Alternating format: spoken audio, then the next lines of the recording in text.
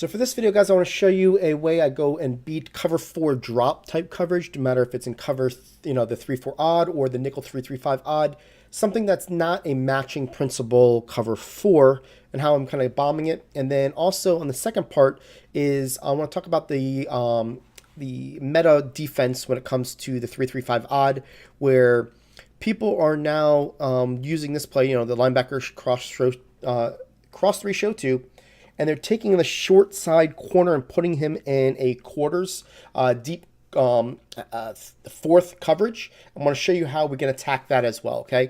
So let me go ahead and show you here. Start off with cover 4 drop, and I'll show the PA dagger.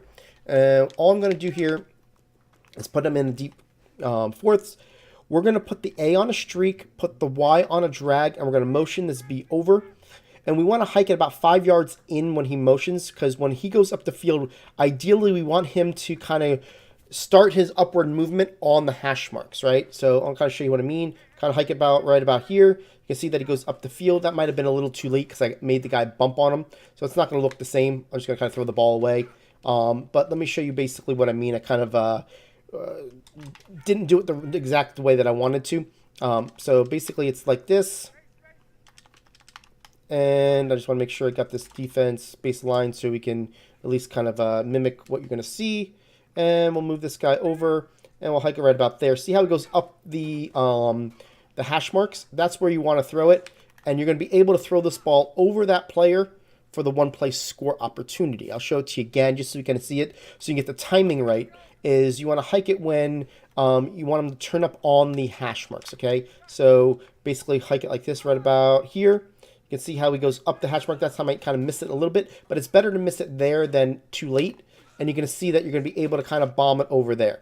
Now, in Madden 19, the safeties have a really good job of making makeup speed, but not as much the corners because of the way that they are there. So you want to attack over the corner's head, all right? So let me show you here again. Kind of make it to where you hike it right about there. He goes up the hash marks. And you can kind of see that we're going to be able to throw it over that player. And that's really what we're looking for in a cover 4 drop situation. So let's go ahead and look at the linebacker cross throw 2. What a lot of people are doing with this defense is they are pressing it. They are spreading their defensive line. They're crashing it up. They're taking this defender on the right-hand side, the corner, and they're blitzing him. Then they're quarterback containing. So it's going to look like this, right? And then from there, what they're doing, depending on the setup. For this setup, what we'll do is we'll take this X player and we'll put him on a hard flat. And we'll take this player and we'll make him the user on the hook curl. So it's going to look very similar to this, right? And the last step they're doing is they're putting the outside player on the right, which is the far player, on a deep half. But they're putting the short side player on a outside quarter, okay? So looking like this. I've been going to this and having a lot of success when people are using this.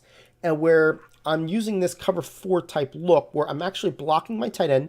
I'm using the cross block by the RB to help us with any blitzes from the left side.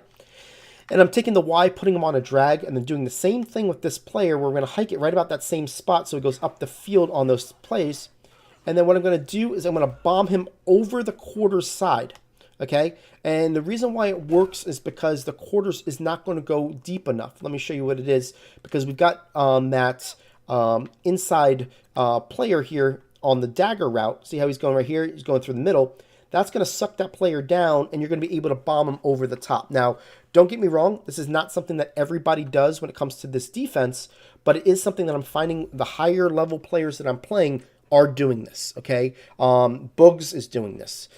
Different players out there that are doing the short side quarter flat, you're going to see it.